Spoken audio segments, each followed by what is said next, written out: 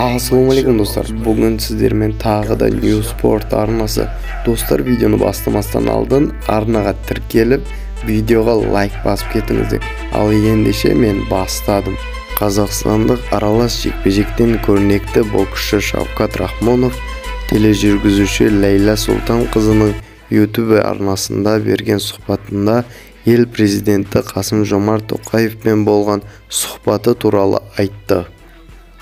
Жалпы біз бір-бірімізді жақсы білдік. Бірінші рет болғандықтан көп сұрақ қоймадым. Біраз сөйлестік. Біз UFC хабарларын қазақ көрермендеріне көрсету қаншалықты жақсы болатынын айттық. Менің жекпе-жектерім бе, әлде басқасы ма, көрермен де соны күтіп отыр. Қанша сағат отырады, күтеді, бірақ Қазақстанда арналар көрсетпейді.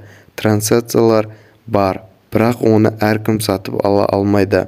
Біз бұл туралы сөйлестік, деді Рахмон. Ал елбасымызға келетін болсақ, мемлекет басшысы атақты спортшыны жуырда Лас-Вегаста өткен UFC турниріндегі жекпе-жектегі жарқын жеңісімен құттықтады. Мемлекет басшысы атап өткендей, Шавкат Рахмонов сынды мықты спортшылардың жеңіске деген жігері мен жетістігі өскелең ұрпақта жігерлендіріп, жастарды салауатты өмір салтын ұстануға шақырады. Қасым-Жомарт Тоқаев қазақстандық спортшыға спорттық мансабында жаңа белестерді бағындыруын тіледі.